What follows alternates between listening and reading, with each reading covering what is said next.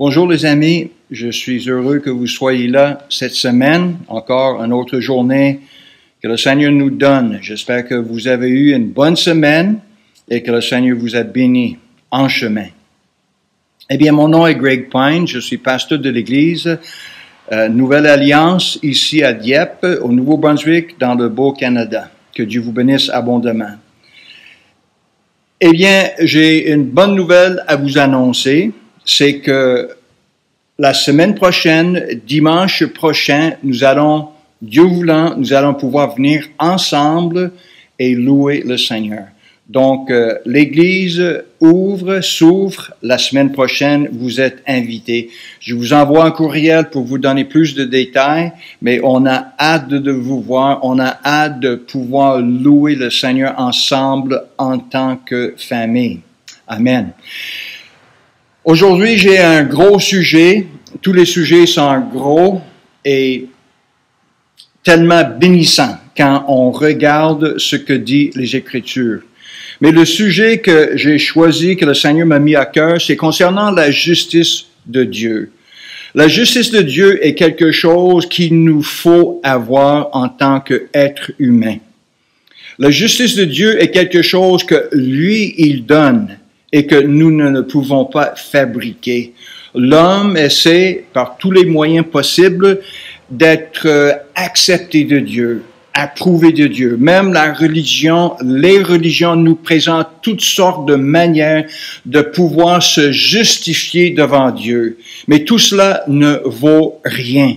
Parce que la justice qui compte est la justice qui vient de Dieu par Jésus-Christ. Et comment est-ce que ça s'obtient? Comment est-ce qu'on peut l'avoir? Comment est-ce qu'on peut appliquer ça à notre vie? Eh bien, c'est par la foi. Par la foi pure en lui. Et la Bible dit que quand nous faisons cela, quand nous ajoutons foi à Jésus-Christ et ce qu'il a fait, Dieu nous déclare juste. Donc, ce qui est important, c'est que ça soit Dieu qui me déclare juste et non pas moi, ou non pas une religion, ou non pas quelqu'un d'autre qui dit « tu es bon ». Il n'y a qu'un bon, c'est Dieu, et la bonté, la justice, c'est un cadeau qui vient de lui. Il y a justement un passage dans le psaume 24 et 3, et la question est posée, et je pense que le Seigneur vous pose la même question concernant la justice de Dieu. Le psalmiste dit, « Qui pourra monter à la montagne de l'Éternel? Qui s'élèvera jusqu'à son lieu saint? » Il faut comprendre une chose, c'est que Dieu est 3 fois saint.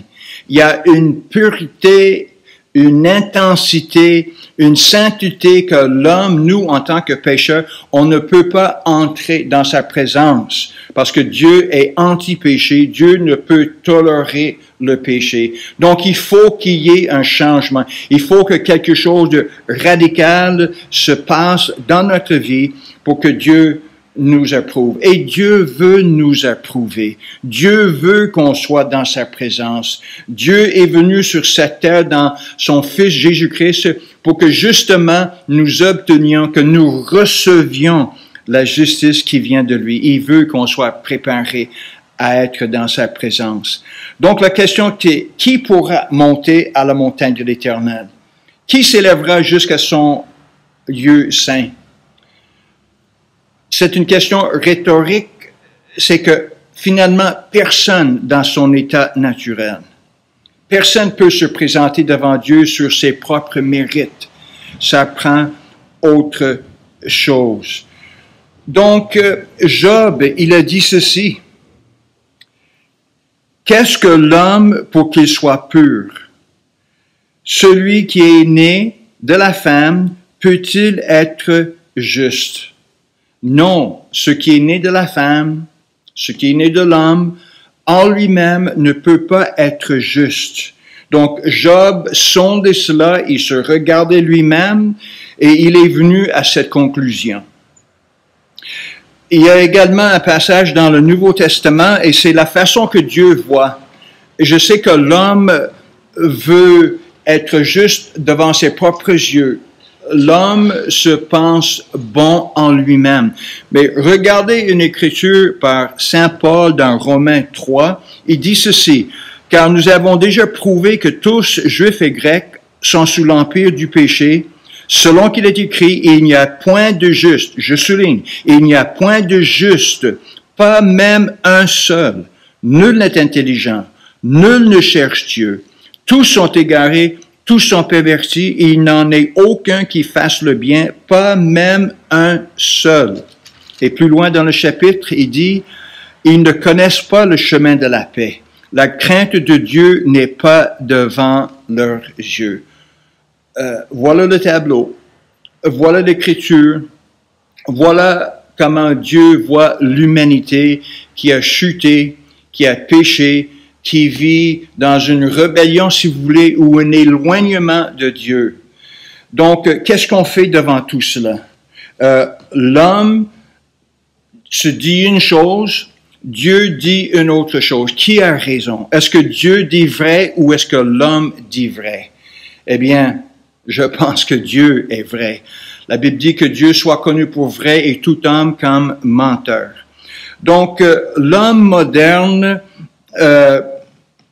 il choisit de mettre ces choses à côté. Ce que Dieu pense, non, lui, il s'entrône, lui, il détrône Dieu, il dit, moi, ce que je pense, c'est correct. Et nous sommes pris dans cet engrenage, cette façon de penser.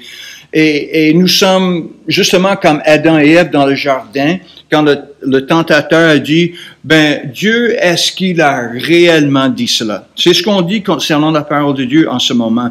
Est-ce que c'est vraiment ce que Dieu dit? Est-ce que c'est ça qu'il veut dire?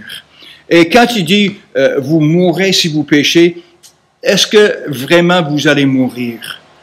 Ben, on voit l'histoire, on voit que ça a produit.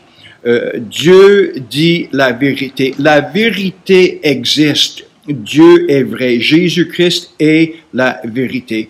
L'homme dit aussi, ben écoutez, je ne suis pas un pécheur. On dirait que ça offense les gens.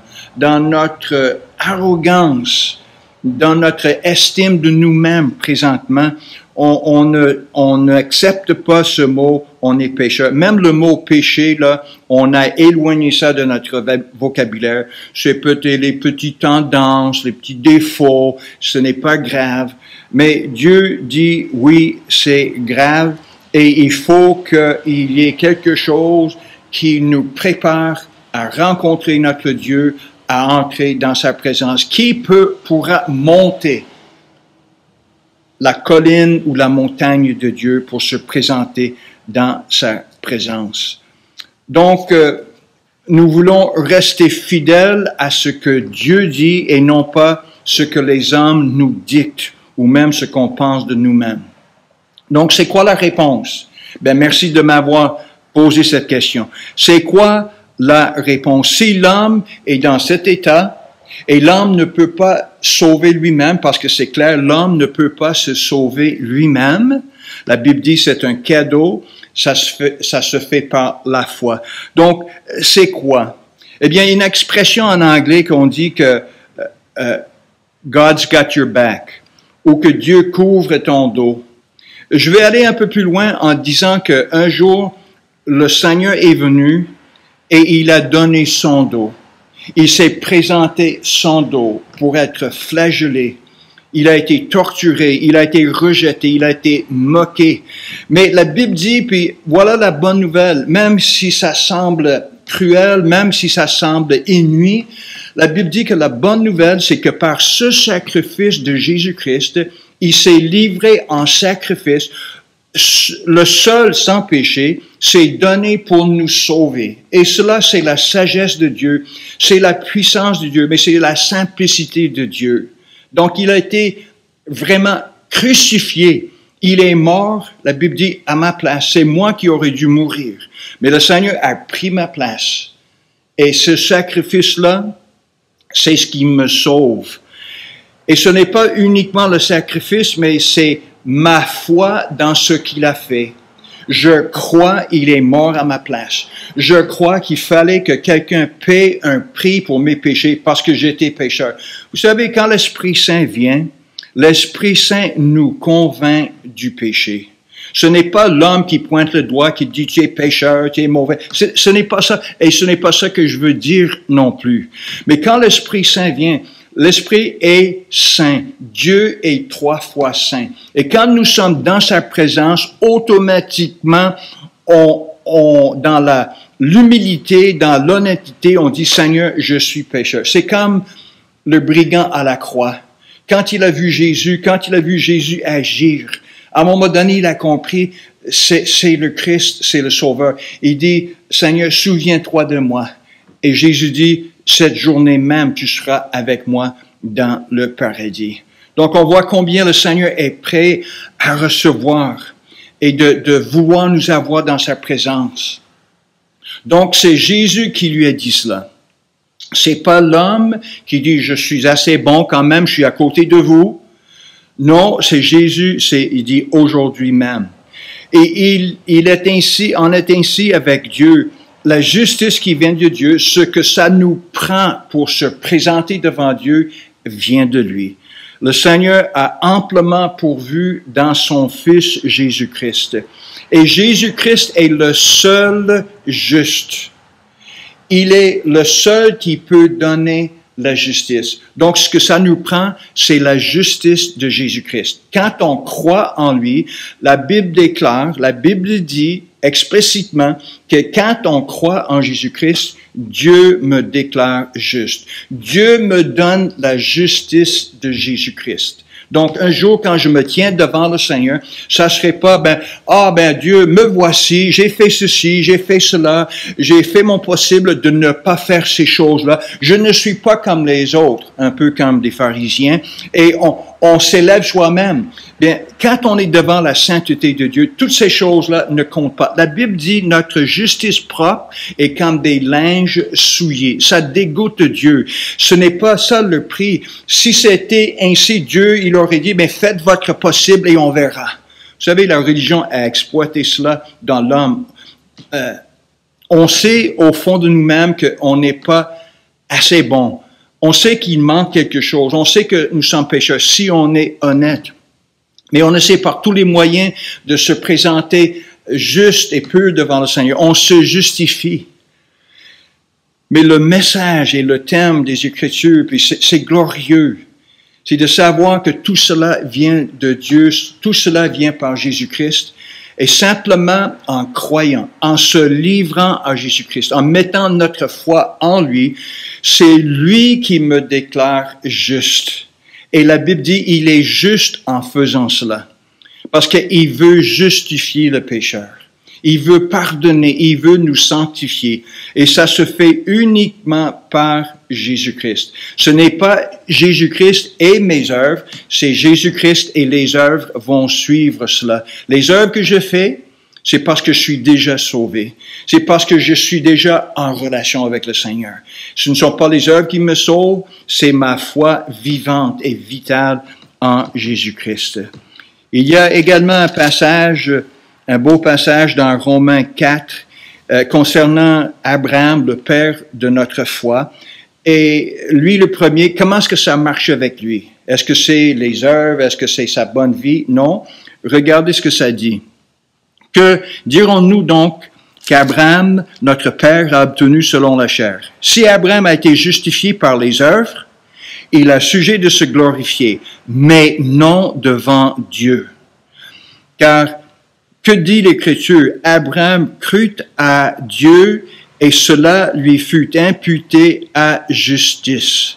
Comment un homme devient-il approuvé de Dieu, accepté de Dieu? Eh bien, c'est comme Abraham, notre père. C'est qu'on croit en Dieu de tout notre cœur et Dieu me déclare juste. C'est la seule manière qu'on peut être sauvé. Or, à celui qui fait une œuvre, le salaire est imputé non comme une grâce, mais comme une chose due. C'est normal, ça marche comme cela dans le monde.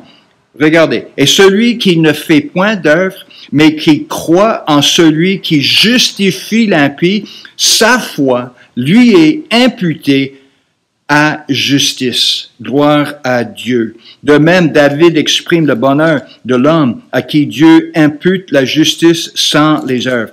Heureux ceux dont les iniquités sont pardonnées et dont les péchés sont couverts. Heureux l'homme à qui le Seigneur n'impute pas son péché. Voilà. C'est juste de cette façon-là que Dieu ne nous impute pas le péché ou le salaire de notre péché.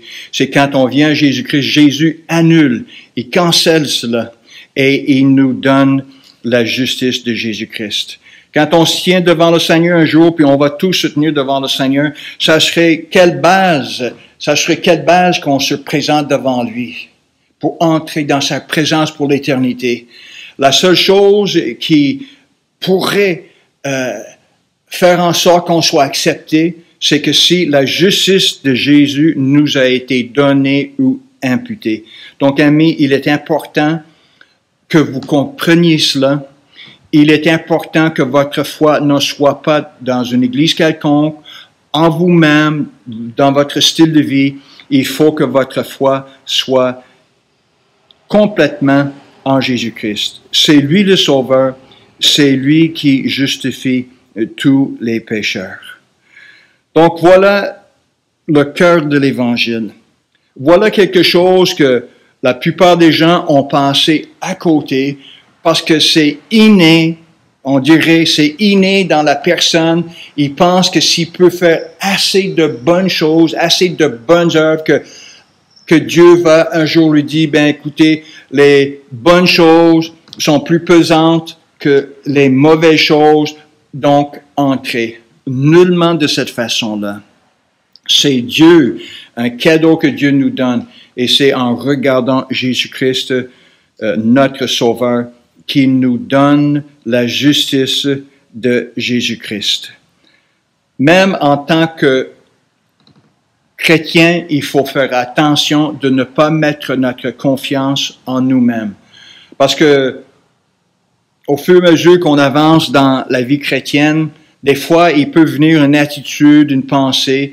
Ben, vous savez, j'avance, ça va assez bien, je suis quand même quelqu'un. Regardez les dons que le Seigneur m'a donnés, regardez mon service chrétien et regardez ce que je fais pour l'Église. Ben, ça doit compter. Et subtilement, il vient dans notre esprit une espèce d'attitude, un orgueil qui ne reflète pas le Seigneur. Parce que le Seigneur est doux de cœur, il est humble, il est serviteur. Donc le Seigneur veut toujours qu'on s'appuie sur le Seigneur, que notre foi soit vraiment basée. Paul, en écrivant à l'Église à Galate, il a dit « Qui vous a ensorcelé?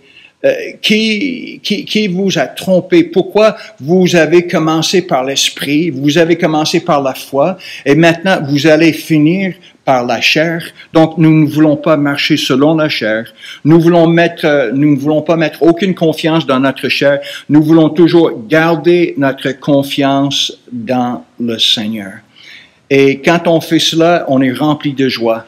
Quand on se regarde nous autres mêmes, quand on regarde les autres, eh bien, notre joie s'en va.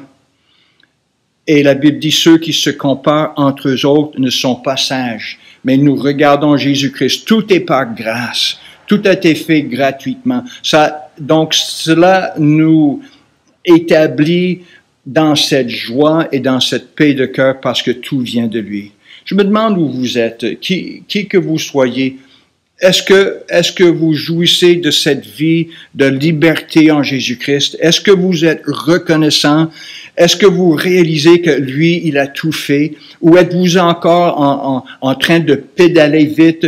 Vous pensez vous allez ajouter vos bonnes heures, puis peut-être même en tant que chrétien, vous pensez, ben j'espère que Dieu va m'accepter. Enfants de Dieu, sois libérés de cela. Dieu nous accepte pleinement dans son Fils bien-aimé. Et le sacrifice de Jésus est suffisant, amplement suffisant pour nous sauver. Nous n'avons pas besoin de mettre notre grain de sel là-dedans. Donc, on peut se réjouir. Ce n'est pas notre performance à nous. C'est ce que lui, il a fait sur une croix il y a 2000 ans. Et nous bénissons le Seigneur. Nous bénissons le Seigneur pour son œuvre. de rédemption. Le Seigneur est mort à ma place. Le Seigneur m'a tellement aimé qu'il a donné sa vie. Comment ne pas lui donner ma vie? Comment ne pas vouloir vivre pour le Seigneur? Comment ne vouloir recevoir la justice qui vient uniquement par la foi? Comment puis-je me présenter devant le Seigneur en pensant que c'est moi qui me sauve ou avoir une petite idée que ça dépend de moi? Ça dépend de lui. Il a tout fait. Et son œuvre, il ne manque rien à son œuvre. Le Seigneur veut que vous ayez cette confiance en lui. Et je vais en ce moment prier pour vous. Seigneur Jésus, je viens devant toi. Je suis toujours devant toi. Tu es toujours devant moi aussi. Je prie pour ceux qui m'écoutent en ce moment. Fais une œuvre de grâce dans leur vie. Fais qu'ils puissent comprendre, Seigneur, ce que toi tu as fait. Qu'ils ne regardent ni à gauche ni à droite, mais Seigneur, qu'ils regardent pleinement en toi. Et de voir et de comprendre ce que tu as fait pour chacun de nous. Seigneur, bénis ces paroles, bénis cette parole que j'ai lue parce que c'est béni de Dieu éternellement. Fais ton œuvre dans nos vies et on te donnera toute la gloire. C'est dans le nom de Jésus-Christ que je prie. Amen et Amen.